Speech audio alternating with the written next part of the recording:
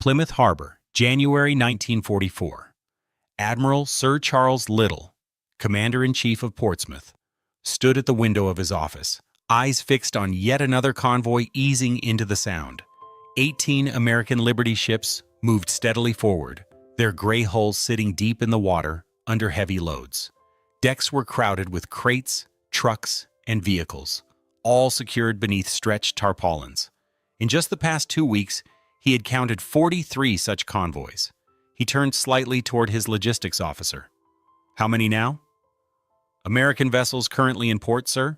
The officer checked his clipboard before answering. 217 as of this morning. That total doesn't include the landing craft still under construction, nor the ships expected next week. Little nodded slowly. He had been coordinating naval operations for more than 30 years. He had seen the Grand Fleet assembled at Scapa Flow. He had watched the evacuation from Dunkirk unfold in real time. He understood naval logistics at a scale few men ever reached. But this was different. The Americans were not simply adding ships to an invasion fleet. They were assembling an entire armada from nothing on British soil at a speed that felt almost unreal. The first American vessels tied to Operation Overlord planning had arrived in Britain in late 1943.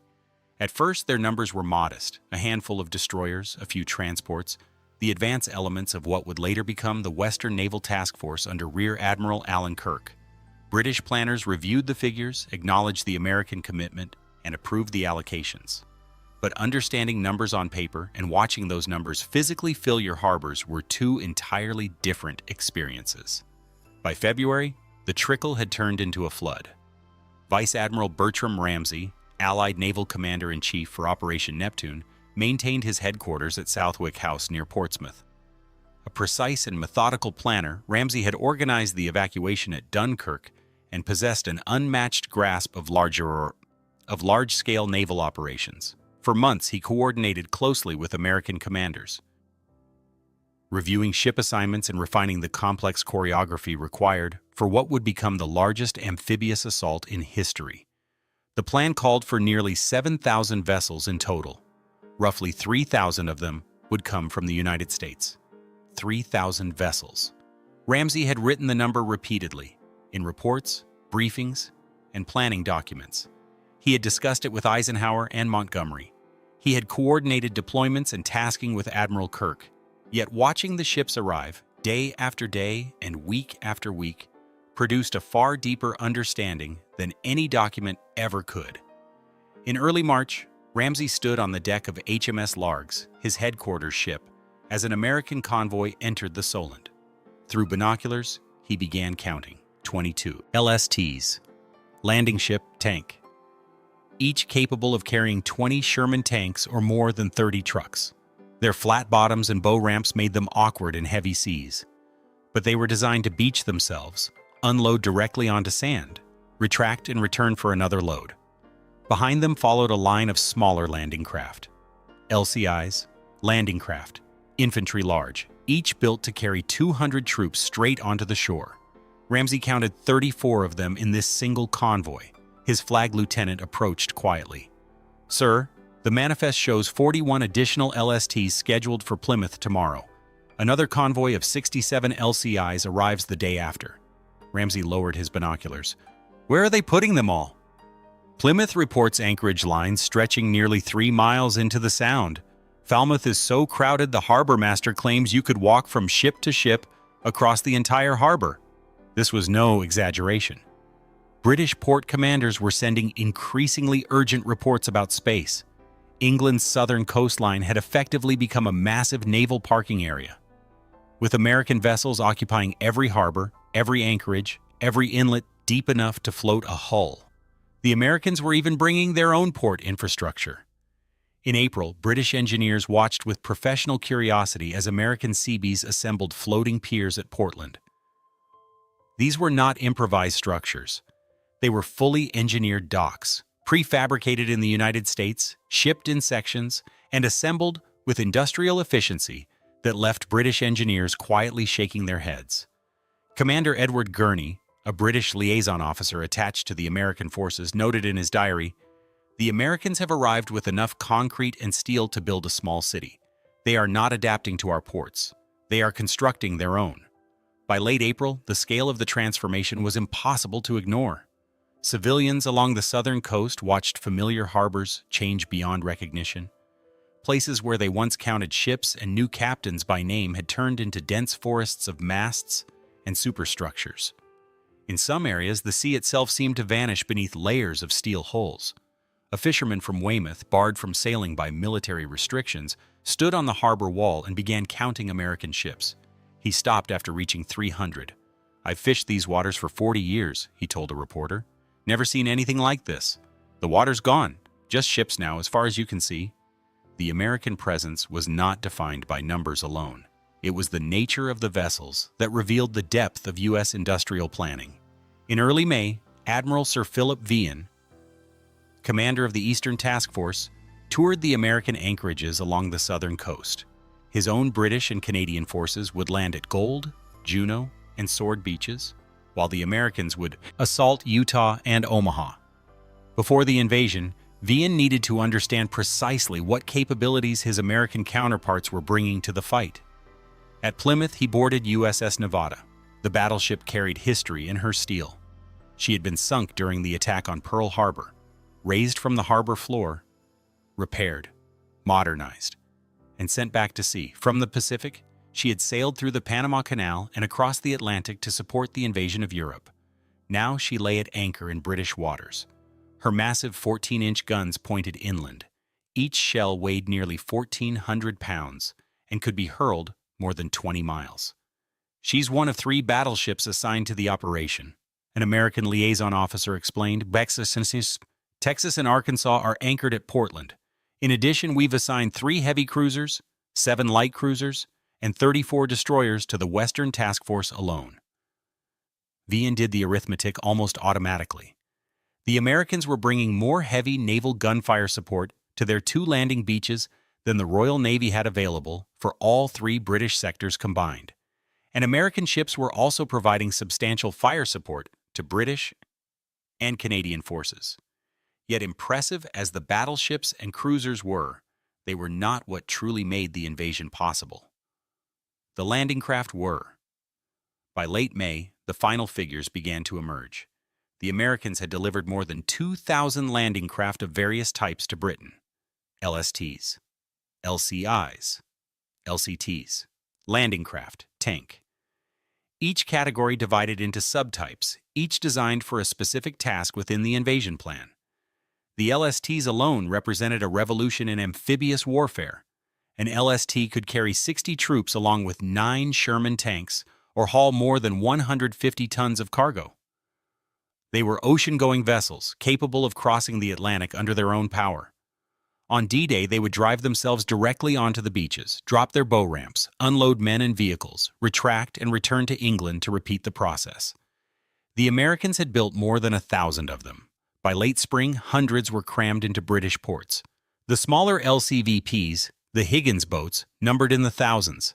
Each could carry 36 infantrymen or a jeep with its crew. They hung from davits aboard transports and cargo ships, waiting to be lowered into the water once the invasion began. British officers who had fought in earlier amphibious campaigns immediately grasped the significance. At Sicily and Salerno, shortages of landing craft had constrained operations, forced compromises, and limited how much force could be put ashore. For Operation Overlord, there would be no such limitation. Captain John Hughes Hallett, a British naval officer involved in invasion planning from the earliest stages, stood on a hillside overlooking Weymouth Bay in late May. Below him, the harbor held more than 400 vessels. Beyond them, rows of anchored ships stretched toward the horizon. "We kept asking the same question," he said to a colleague. "Every meeting, every planning session, do we have enough landing craft? The Americans just kept building them." His colleague, who had been involved in the Dieppe raid 2 years earlier, nodded slowly. At Dieppe, they had scraped together enough landing craft for 5,000 men. Many had been destroyed or damaged, and the operation had ended in disaster. Now, looking down at the fleet below, they were planning to land 156,000 men on the first day alone. The scale of American production was staggering. The speed of that production was even more astonishing. British industry had been on a war footing since 1939. 5 years of rationing, bombing, conscription, and total mobilization had pushed the nation to its limits. British shipyards worked relentlessly, building new vessels while also repairing battle damage and maintaining existing fleets, all under severe material constraints. American industry, by contrast, had reached full output in a fraction of that time and was producing ships at levels that seemed almost unreal.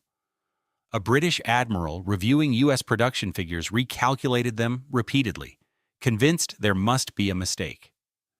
In 1943 alone, American shipyards had launched more than 2,000 landing craft of various types.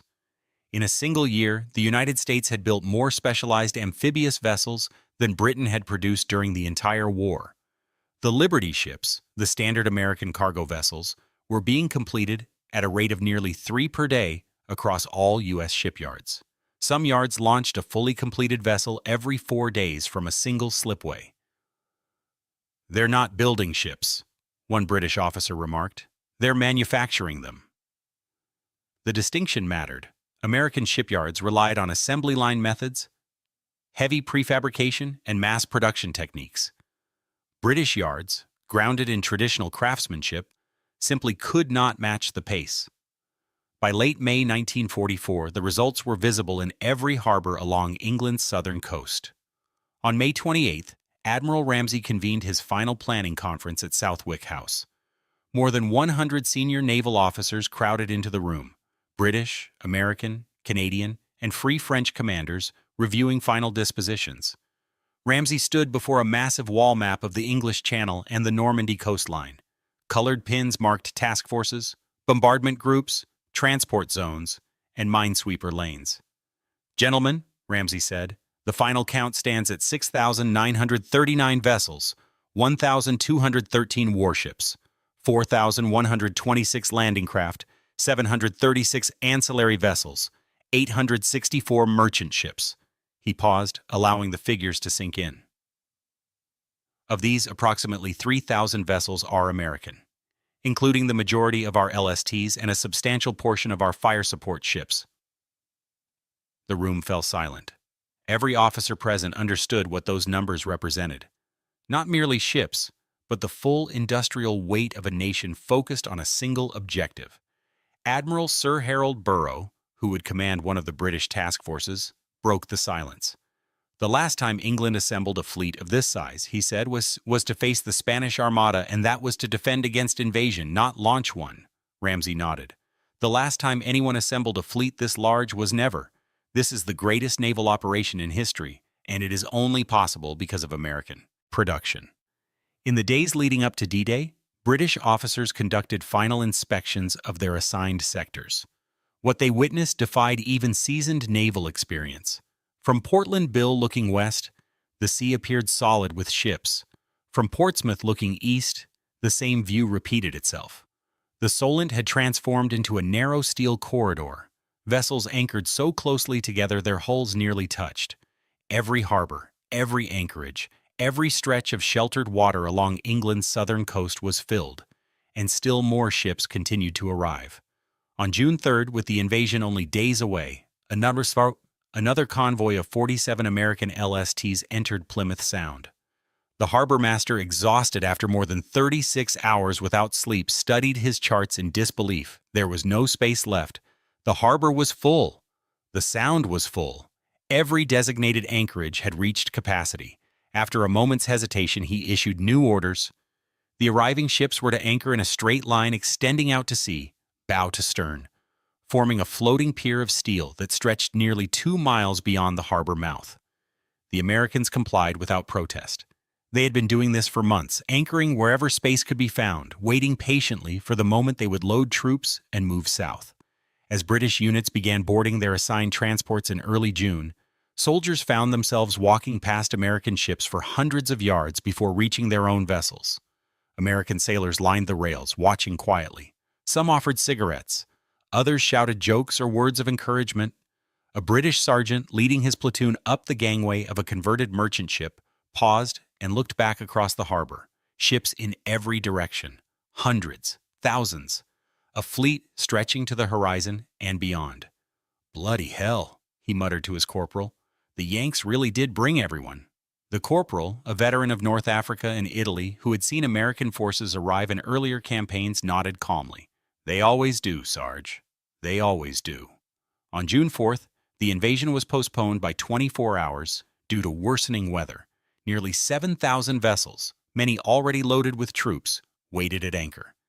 British port commanders, already stretched to the limit, now faced the challenge of sustaining the largest fleet ever assembled for an additional day.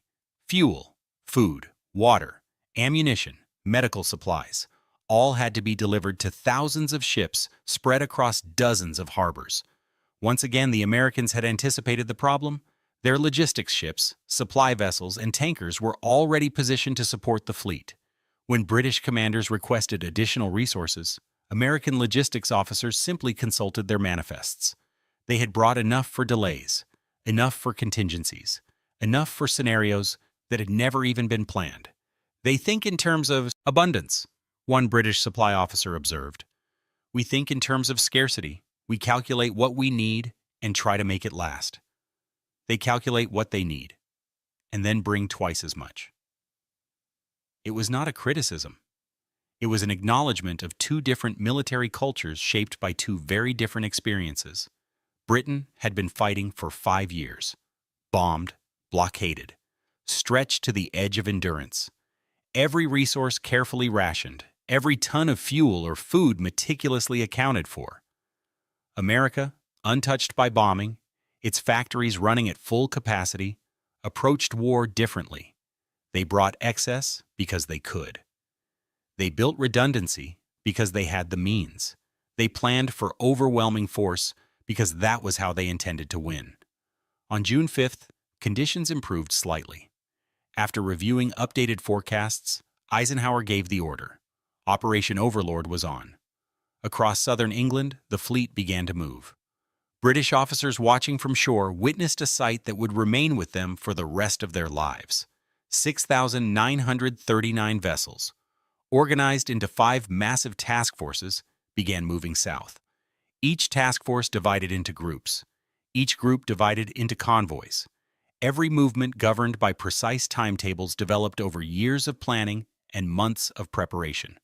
The American Western Task Force under Admiral Kirk departed first from the western ports. Plymouth, Falmouth, and Dartmouth slowly emptied as packed harbors released their ships. LSTs moved into the channel in long, orderly lines, bow doors sealed, decks crowded with vehicles and equipment. Behind them came the transports carrying assault troops bound for Utah and Omaha. Ahead of them, American battleships and cruisers, Nevada, Texas, Arkansas, and their escorts, moved into their designated bombardment positions.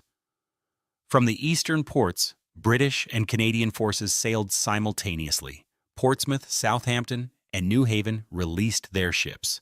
The Eastern Task Force under Admiral Vian set course for Gold, Juno, and Sword beaches.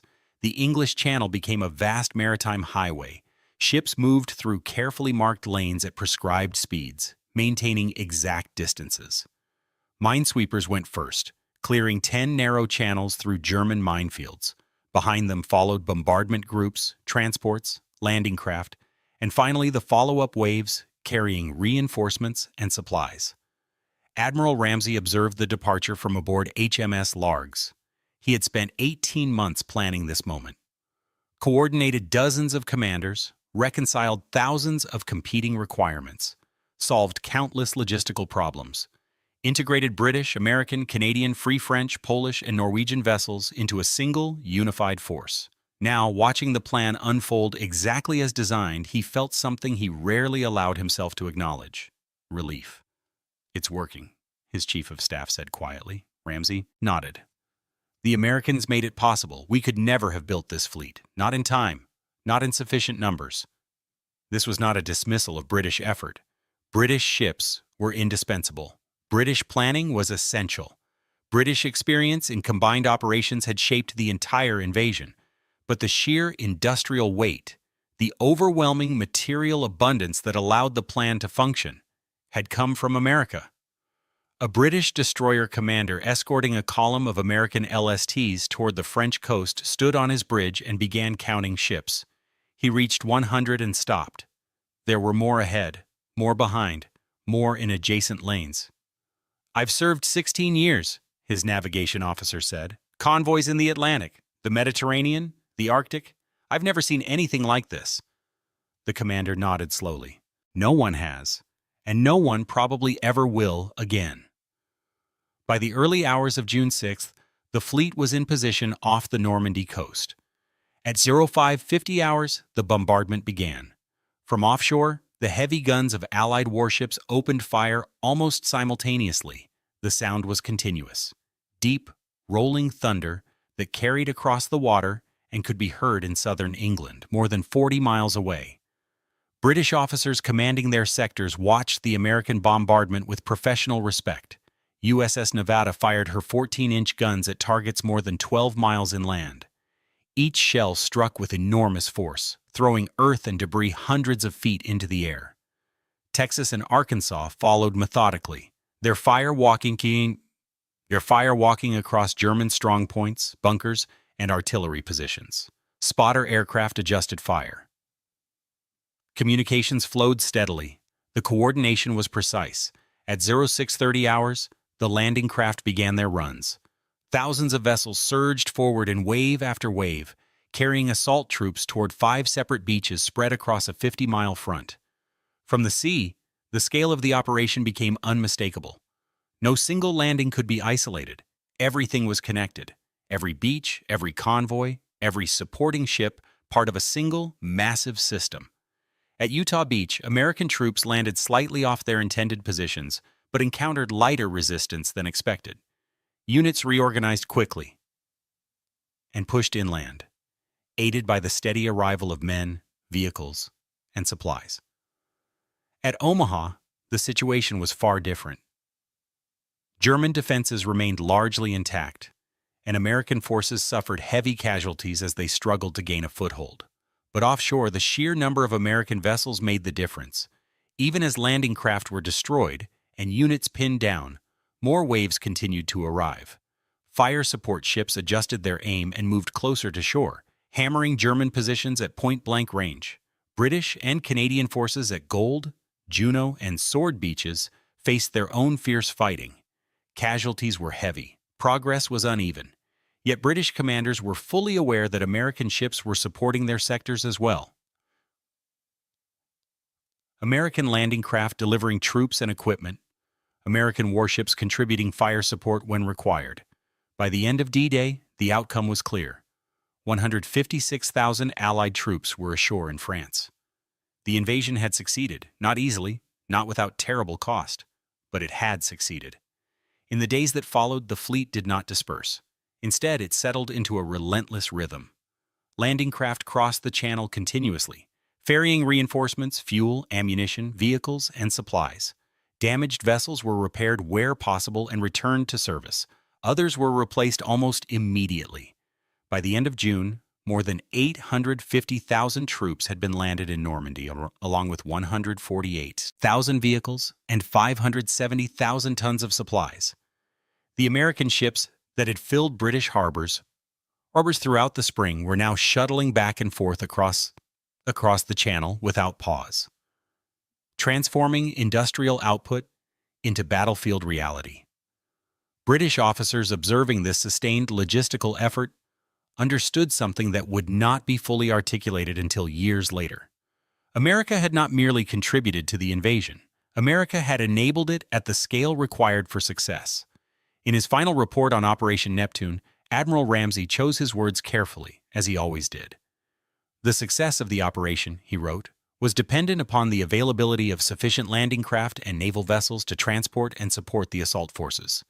The American contribution of approximately 3,000 vessels, including the majority of specialized landing craft, was essential in achieving the required scale of assault." This was the measured language of official documentation. Privately, British officers spoke more plainly. "We knew they were wealthy," one British captain later wrote. "We knew they had factories and resources we did not. But knowing it and seeing it are not the same. Seeing thousands of ships, built in just 2 years, carried across an ocean, and placed exactly where they were needed. That was when the meaning of American industrial power truly became clear." Another officer summarized the experience even more directly. "We had been fighting for 5 years with what we had. The Americans arrived and built what was needed. Different scale, different approach, different war."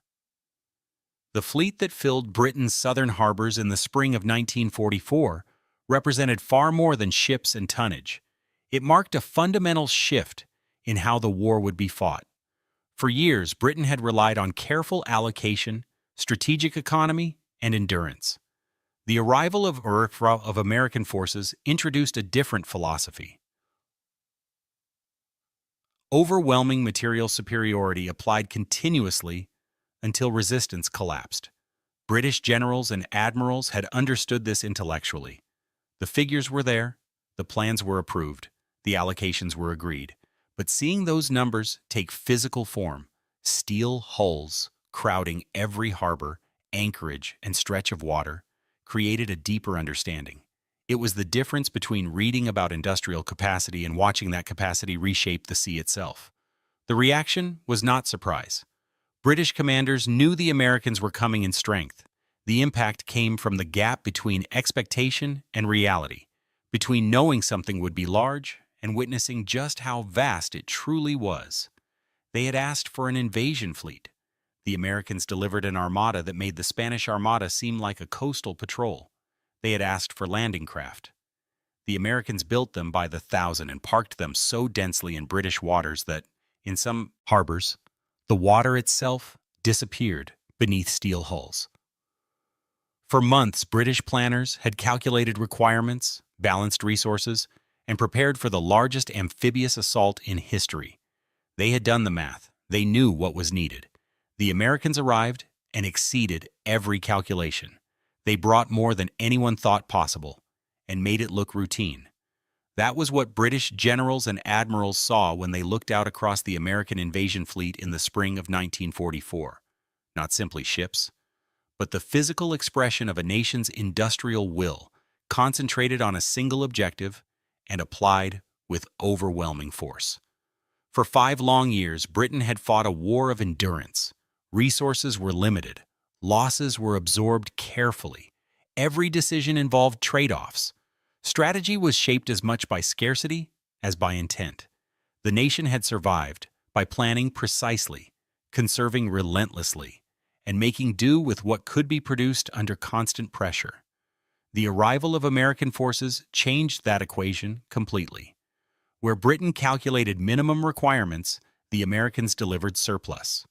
Where British planners worried about shortages, the Americans planned for redundancy.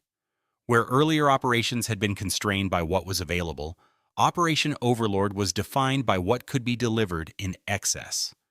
British commanders had understood this difference in theory. The figures were clear enough. The production reports were astonishing. The commitments were agreed upon at the highest levels. But understanding figures and witnessing their consequences were not the same thing.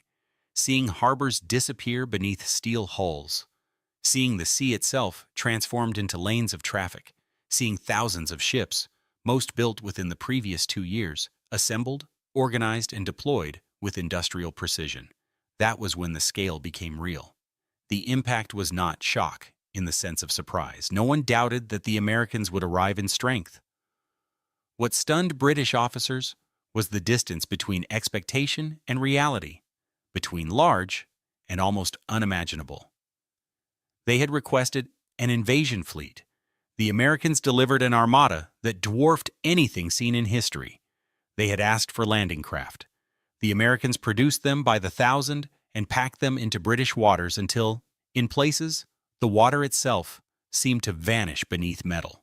Operation Overlord had been planned since 1943.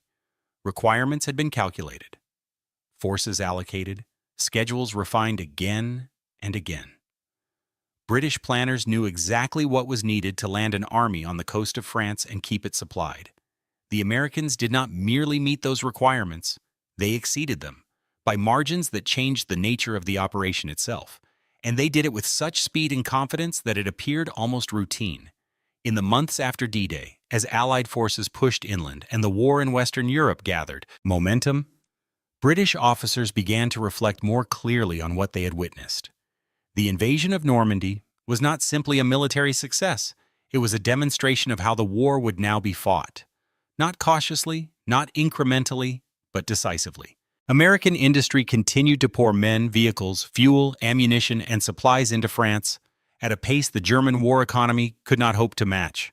The bridgehead expanded, the front stabilized, then it moved east.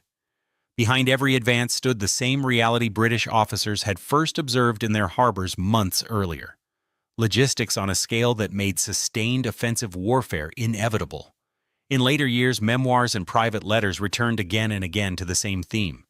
One British naval officer wrote, "It wasn't bravery or planning that impressed us most. It was inevitability. Once that fleet existed, once that level of supply was in place, the outcome in the West became a matter of time." Another put it even more bluntly. "After Normandy, we stopped asking whether we would win. The only question left was how quickly." The fleet that had crowded Britain's southern coast in the spring of 1944 did more than launch an invasion. It marked the moment when the balance of the war irreversibly shifted. From that point forward, the Allies would fight with abundance rather than scarcity, momentum rather than endurance. And British commanders, men hardened by years of loss, compromise, and restraint, understood that they were now part of a different kind of war. One defined not by survival, but by overwhelming capacity. They had watched the Americans arrive. They had watched the ships fill the horizon. And they had understood, perhaps for the first time, what industrial power truly meant when fully unleashed. That understanding did not diminish Britain's role or sacrifice. British experience, planning, and resilience had made overlord possible. But the scale on which it succeeded, the sheer weight behind it, came from across the Atlantic. In the end, the invasion fleet was not just a tool of war, it was a statement. A statement that the Allies would no longer fight on the edge of what was possible, but far beyond it. And standing on Britain's southern coast in 1944, watching the sea turn into steel, British generals and admirals knew that the war had entered its final phase. January 1944, Tokyo Naval Ministry, South China Sea. The reports arrive without drama. No cries of battle, no last signals. A tanker fails to dock in Formosa. Another convoy does not answer its scheduled transmission in the Luzon Strait. By the time clerks stack the papers on polished desks in Tokyo, the ships are already gone, steel hulks resting silently on the seabed. Japanese admirals do not yet speak of disaster. They speak of delays, of weather, of isolated losses, unavoidable in war. But the numbers keep growing. Oil from the Dutch East Indies no longer reaches the home islands in expected quantities. Rice shipments vanish between Singapore and Okinawa. Entire garrisons begin sending the same message month after month: supplies not received. Out on the sea, there is no great fleet engagement to explain it, no decisive battle line, no burning horizon, only absence. Somewhere beneath the waves, American submarines wait, patient, invisible, methodical, cutting arteries the Japanese Navy once believed untouchable. And slowly, in private memoranda and closed meetings, a realization begins to form inside Japan's highest naval command. The empire is being strangled, and the men trained to command the oceans are running out of answers. An empire built on sea lanes. Long before the first American submarine slipped beneath the Pacific, Japan's fate was already tied to the ocean. Japan was not an empire of land routes. It was an empire of water. By the 1930s, the Japanese home islands produced only a fraction of what modern war demanded. Oil was scarce. Iron ore was limited. Rubber did not exist at all. Every major resource that powered Japan's factories, fleets, and armies had to travel by ship, often thousands of miles, across waters Japan believed it could control. This dependence shaped Japanese strategy from the beginning. When the Imperial Japanese Navy planned its wars, it imagined decisive surface battles. Fleets would clash. Battleships would dominate. Victory would come in a single, crushing engagement, modeled on the Battle of Tsushima in 1905, where Japan had annihilated the Russian fleet and secured its place as a naval power. Supply lines were not ignored, but they were never treated as the battlefield itself. Japanese naval doctrine assumed that once enemy fleets were destroyed, shipping would be safe by default. Submarines were viewed as scouts and ambushers for fleet actions, not independent hunters of commerce. Attacking merchant shipping was seen as secondary, even dishonorable, a task unworthy of decisive naval warfare. This mindset hardened in the interwar years. While European navies studied convoy systems and anti-submarine tactics in response to German U-boats during the First World War, Japan drew a different lesson. The Imperial Navy invested heavily in battleships, cruisers, and carrier aviation. Submarines were built large and long-ranged, intended to strike enemy warships, not to tankers or freighters. By 1941, Japan possessed one of the world's most technically impressive submarine fleets. But it was a fleet pointed in the wrong direction. When Japan expanded into China and Southeast Asia, this structural flaw grew more dangerous. The conquest of Malaya, the Philippines, and the Dutch East Indies brought oil fields and raw materials under Japanese control, but only on paper. Every barrel of oil still had to be moved. Every sack of rice still had to cross contested seas. The empire stretched across half the Pacific, yet its lifelines remained thin and exposed. Japanese admirals believed geography protected them. The Pacific was vast. Routes were long. Enemy submarines, they assumed, would struggle to operate so far from home. Even if losses occurred, they believed they would be manageable. This confidence persisted into the opening of war. On December 7, 1941, Japan struck Pearl Harbor with precision and audacity. Battleships burned in harbor. Air power proved decisive. The opening months of war seemed to confirm everything the Japanese Navy believed about how modern conflict would unfold. American submarines were present, but ineffective. In 1941 and early 1942, U.S. submarines struggled badly. Faulty torpedoes ran too deep, failed to detonate, or curved unpredictably. Crews risked their lives for attacks that should have succeeded, only to watch enemy ships sail on unharmed. Japanese escorts grew confident. Reports dismissed submarine threats as exaggerated. Within Japan's naval general staff, these early failures reinforced dangerous assumptions. The enemy, they believed, did not understand submarine warfare in the Pacific. The routes were too long, the distances too great, the threat containable. As Japanese admirals focused on carriers, island bases, and decisive battles, they left their supply system largely unprotected. Convoys were small or non-existent.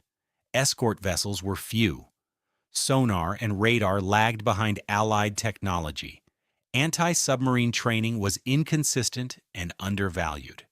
The empire continued to move fuel, food, and ammunition across the sea as if time itself were on its side. But beneath the waves, the learning curve was already shifting. American submariners were adapting. Commanders were taking risks. Engineers were fixing what had failed. And while Japanese admirals still looked toward the horizon for decisive battles, the real war was beginning far below the surface, quietly, patiently, waiting for Japan to realize where the danger truly lay. The threat Japan did not see. By late 1942, the war beneath the Pacific had begun to change, though almost no one in Tokyo fully understood it. For the United States Navy, the early months of submarine warfare had been a lesson in humiliation. Patrol reports were filled with attacks that should have sunk ships but did not. Commanders complained. Crews grew frustrated. Yet quietly, methodically, the problems were identified. Depth keeping mechanisms were corrected. Magnetic exploders were disabled. Contact detonators were redesigned.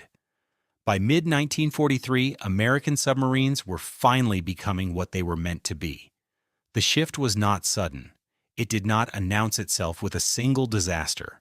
Instead, it appeared in statistics that Japanese planners rarely studied closely enough. Sinkings increased first modestly, then steadily.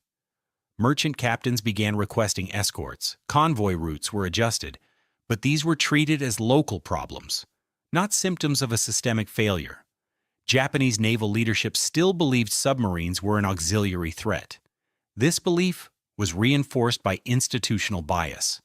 The Imperial Japanese Navy was dominated by surface officers. Promotions rewarded command of ships that could be seen, measured, and celebrated. Submarine officers rarely rose to positions of strategic influence. Their warnings, when voiced, carried limited weight. Anti-submarine warfare suffered as a result. Japan entered the war with too few escort vessels and too little doctrine for protecting shipping. Destroyers were prioritized for fleet actions, not convoy duty. Purpose-built escorts were scarce and lightly armed. Sonar systems were inferior, and radar adoption lagged behind American and British standards. Convoy systems, the backbone of Allied survival in the Atlantic, were slow to appear in the Pacific. Japanese shipping often sailed independently or in loosely organized groups. Escorts rotated inconsistently. Training emphasized seamanship over detection and pursuit. The sea lanes remained exposed. Meanwhile, American Submarine Command embraced a different philosophy. Rather than waiting for decisive naval battles, U.S. submarines were unleashed as independent hunters. Their targets were not warships, but tankers, freighters, troop transports, the unglamorous vessels that sustained an empire.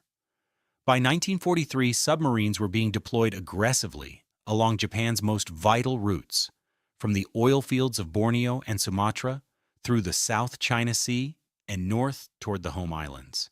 Choke points were identified and exploited. Patrol zones overlapped. Escape routes narrowed. Japanese shipping losses began to accelerate. Yet even as losses mounted, Japanese admirals struggled to grasp the scale of the danger. Reports were fragmented. Merchant shipping fell under different administrative control than fleet operations. Data moved slowly. Responsibility was diffused. No single office owned the crisis. In official discussions, losses were attributed to bad luck, local command failures, or increasing Allied air power. Submarines were rarely named as the central threat. This misreading proved fatal. By early 1944, American submarines were sinking Japanese shipping at a rate the Empire could not replace. Shipyards strained under bombing and material shortages. Crews grew harder to train. Fuel shortages forced difficult choices: support the fleet or sustain the army. Often, neither received enough. Japanese admirals began to notice effects far from the sea.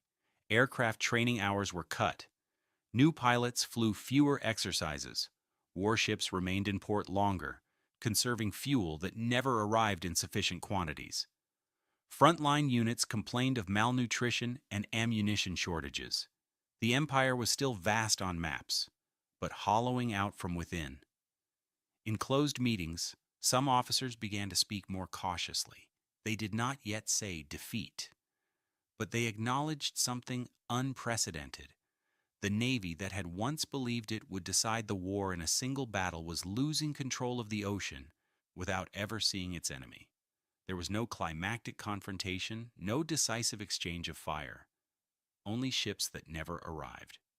And as the numbers grew impossible to ignore, Japanese admirals faced a reality they had not planned for. The most dangerous weapon in the Pacific War was not a battleship or a carrier, but a quiet shape moving unseen beneath the waves. That realization would soon fracture doctrine, morale, and confidence inside Japan's highest naval command, setting the stage for how they would react, explain, and ultimately remember the strangling of their empire. Inside the Imperial Japanese Navy, prestige followed visibility. Battleships commanded respect. Carrier aviation symbolized modernity. Submarines existed on the margins of strategic thought. Most senior admirals had built their careers on surface warfare. Their education emphasized fleet maneuvers, gunnery, and decisive engagements. Submarine warfare, especially commerce raiding, was considered a supporting role, not a strategic pillar. This institutional bias shaped how reports were read. When shipping losses were discussed, they were framed as logistical inconveniences, not existential threats. Submarine attacks were categorized alongside air raids and mine strikes, one danger among many. Few senior officers asked the deeper question: what happens if the ships never arrive at all? Japanese doctrine assumed wars were won by breaking enemy fleets, not by starving economies. That belief dulled the sense of urgency. Anti-submarine warfare budgets remained modest. Escort construction lagged. Training emphasized reaction, not prevention. By the time some admirals began to question these assumptions, the damage was already systemic. The blind spot was not technological, it was cultural. And cultures, especially military ones, do not change quickly under pressure. This hesitation at the top ensured that when the crisis became undeniable, Japan lacked both the tools and the mindset to respond effectively. Far from Tokyo's conference rooms, the effects of submarine warfare were felt in quieter, harsher ways. On isolated islands across the Pacific, Japanese garrisons waited for ships that never came. Rations shrank. Medical supplies vanished. Ammunition was hoarded, not fired. Men who had expected resupply by sea learned to stretch meals, then skip them. In New Guinea, the Philippines, and the Central Pacific, starvation became a more persistent enemy than American firepower. Diaries and post-war testimonies describe soldiers too weak to stand during inspections, too malnourished to fight effectively. These conditions were not the result of battlefield defeat. They were the consequence of absence. Each sunken freighter meant fewer calories at the front. Each lost tanker meant fewer aircraft in the sky. Submarines turned distance into isolation, and isolation into collapse. Japanese admirals were aware of these reports. They arrived steadily, carried by staff officers and encoded messages. But without visible battles to respond to, there was little they could do. Fleets could not escort what did not exist. Destroyers could not protect routes without fuel. The submarine war stripped the Japanese Navy of its ability to care for its own forces, and in doing so, it eroded morale in ways no surface engagement ever had. As the war progressed, the technological imbalance beneath the sea widened. American submarines received better radar, improved sonar, and more reliable torpedoes. Commanders were given greater autonomy. Intelligence improved, aided by code breaking and traffic analysis that identified shipping routes and convoy schedules. Japan lagged behind. Radar was scarce and often unreliable. Sonar equipment lacked sensitivity. Air patrols were limited by fuel shortages, the very problem submarines were creating. Escort vessels were too few, too lightly armed, and often commanded by crews with minimal training in anti-submarine tactics. Even when contacts were made, coordination failed. Communication delays allowed submarines to escape. Depth charge patterns were predictable. Escorts were reactive, not anticipatory. Japanese admirals understood, at least intellectually, that the technological gap was widening, but they faced an impossible dilemma. Correcting it required time, materials, and fuel, resources already slipping through their fingers. By 1944, the gap was no longer narrowing. It was accelerating. And for the first time, senior officers began to privately admit that the war they had prepared for was not the war they were fighting. That admission, once spoken, opened the door to deeper questions about responsibility, miscalculation, and the enemy they had underestimated from the start. For much of the war, Japanese admirals misunderstood what American submarines were actually doing. They expected submarines to behave as Japan's own did, seeking warships, avoiding escorts, conserving torpedoes for high-value fleet targets. When few Japanese capital ships were lost to submarines early in the war, this assumption appeared confirmed. What they failed to see was intent. American submarines were not hunting glory, they were hunting tonnage. Every tanker sunk was a strategic victory. Every freighter destroyed shortened the war. U.S. submarine commanders were evaluated not by dramatic engagements, but by sustained pressure on shipping. The goal was not to defeat the Japanese Navy at sea, but to make it unable to function at all. Japanese admirals, trained to look for decisive encounters, kept waiting for a battle that would explain the losses. None came. By the time they recognized that the enemy's objective was economic strangulation, not fleet destruction, the campaign was already irreversible. Routes had been mapped, patterns learned.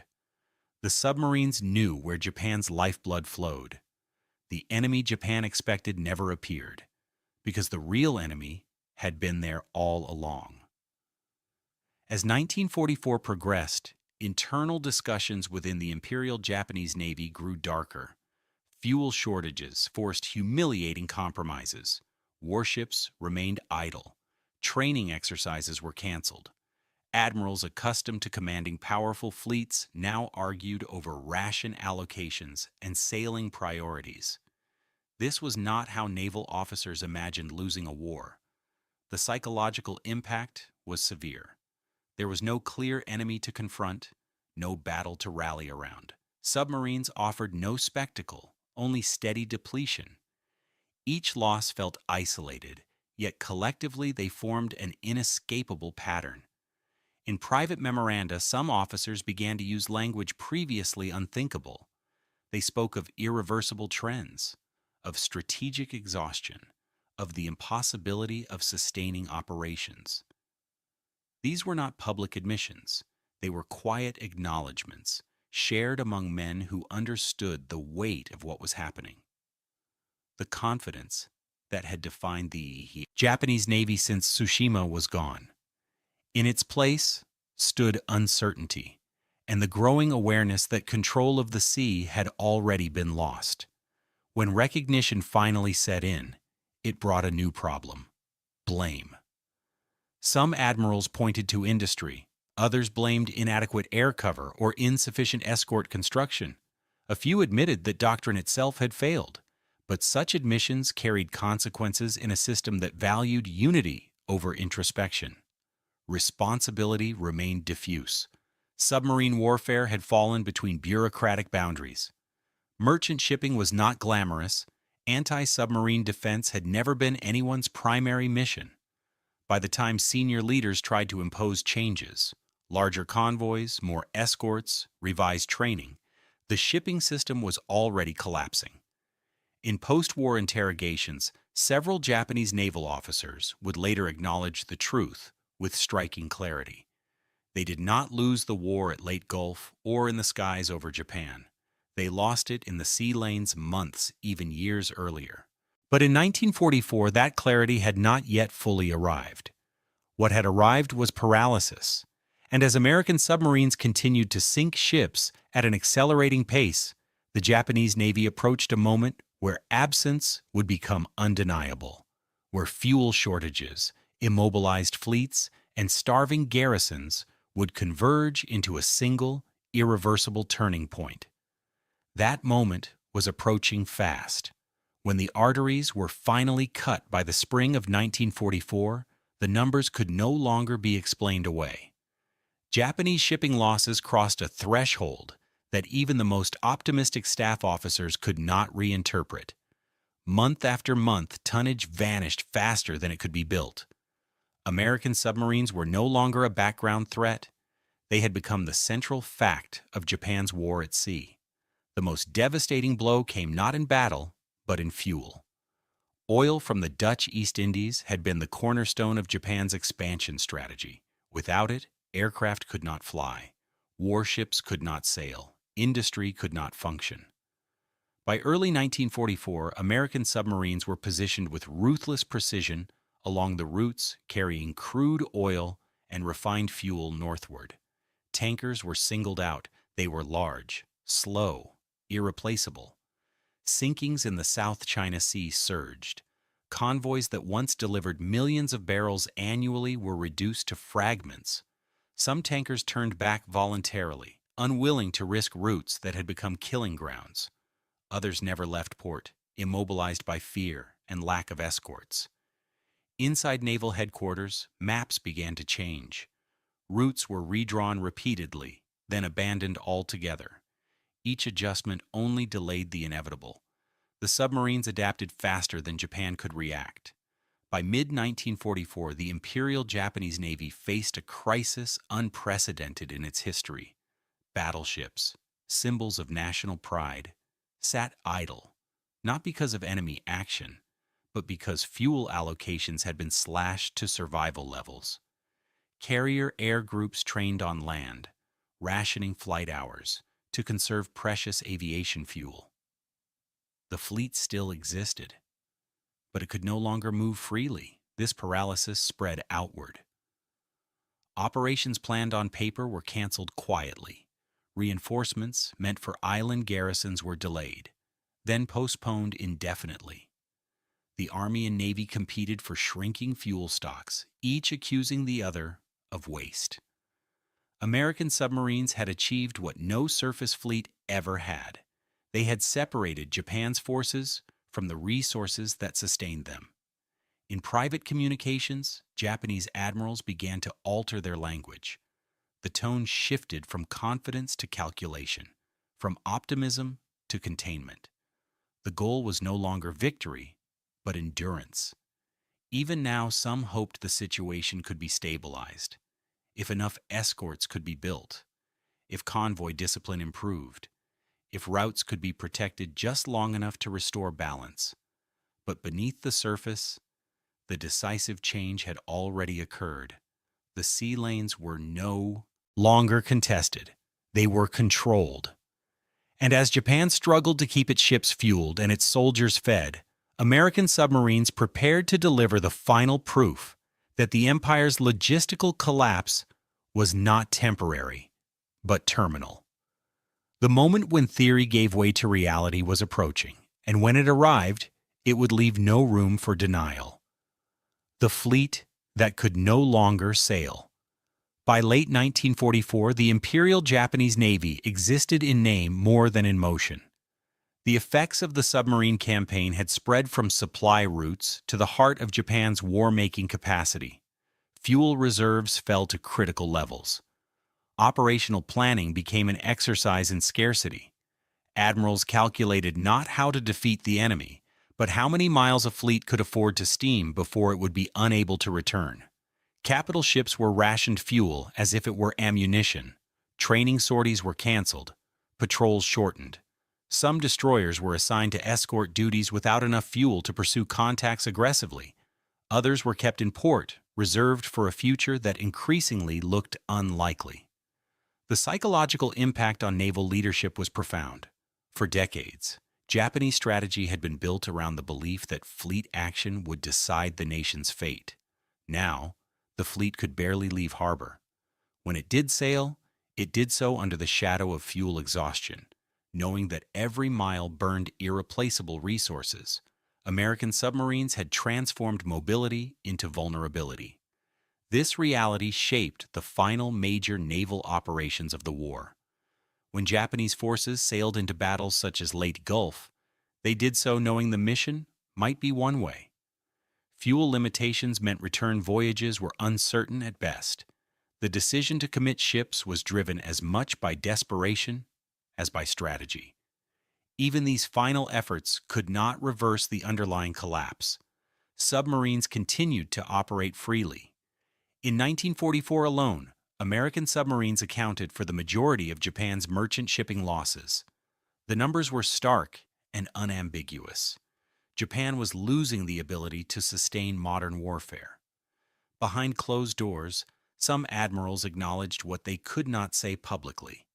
They recognized that the decisive battle had already been fought and lost, without a single line of battleships exchanging fire. In post-war interrogations, senior officers would later admit that by late 1944, the outcome was no longer in doubt. Japan could still resist. It could still inflict casualties, but it could no longer win. The submarines had ensured that. By severing supply lines, they had rendered surface victories irrelevant. Even if ships survived battle, They could not be repaired or resupplied. Even if territory was held, it could not be sustained. The empire was running on empty. And as 1945 approached, Japanese admirals faced the final consequence of a war lost not in spectacular defeat, but in gradual suffocation, a realization that would define how they explained the collapse in the months and years that followed. The war had reached a point where survival itself depended on resources that no longer arrived. What remained was to confront the aftermath of a defeat shaped by silence, distance, and the unseen pressure of submarines beneath the waves. An empire that could no longer be supplied. By early 1945, the consequences of the submarine campaign were no longer confined to naval planning rooms. They were visible everywhere, on airfields, in factories, and in the daily lives of soldiers and civilians alike. Japan's merchant fleet had been shattered.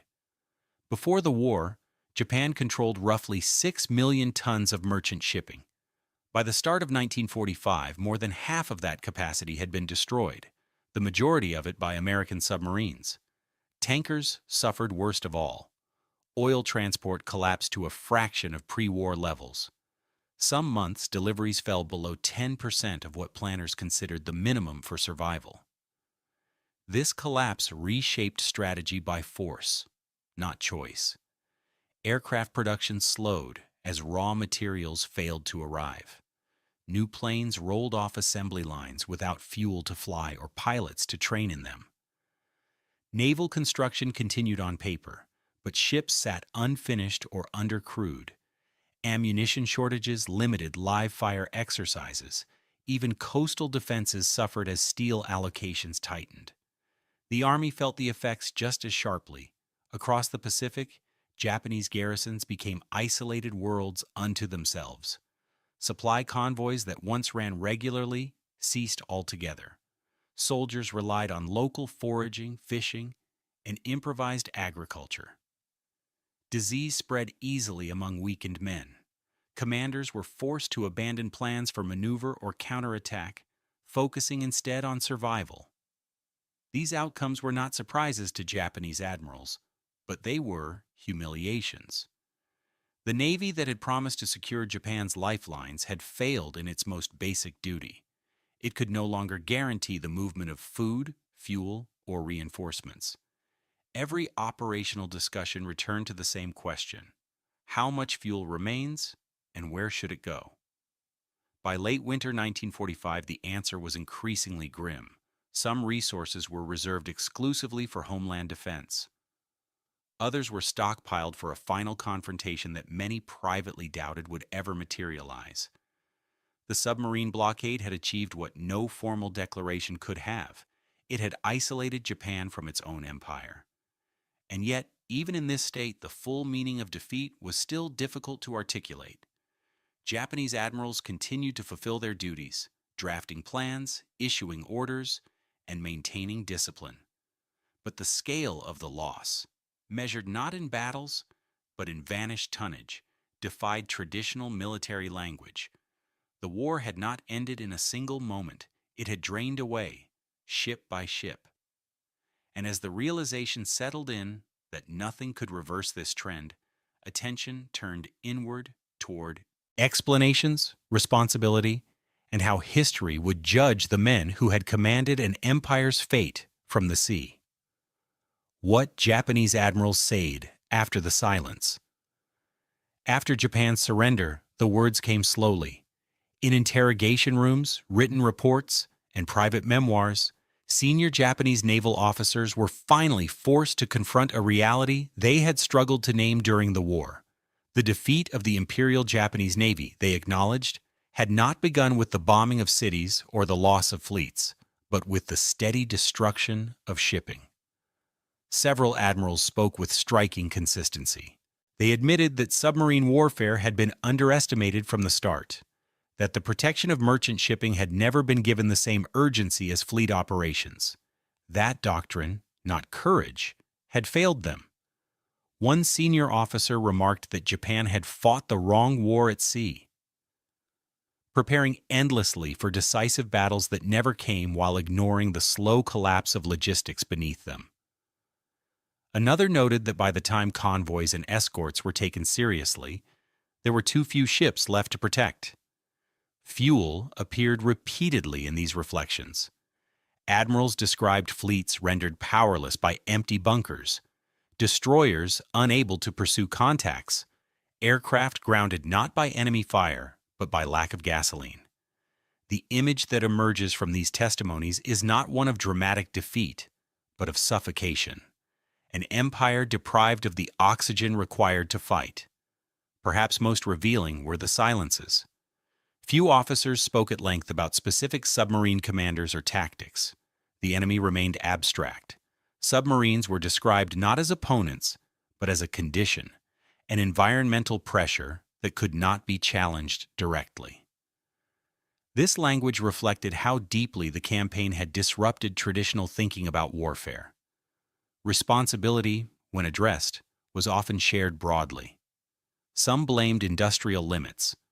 Others cited the vastness of the Pacific. A few acknowledged that Japan's emphasis on honor and decisive action had blinded it to the realities of modern industrial war. Rarely did anyone claim they would have acted differently if given the chance. The tone was not defiant, it was resigned. In these post-war accounts, the submarine campaign emerges as something more unsettling than defeat by force. It was defeat by neglect, by failing to defend what mattered most. The Imperial Japanese Navy had lost control of the sea not in a climactic battle, but in a prolonged erosion it never fully learned how to stop. By the time these words were written, the war was over. But the lessons, as several admirals quietly noted, would shape naval thinking forever. They had learned too late that an empire could be destroyed without its enemy ever being seen.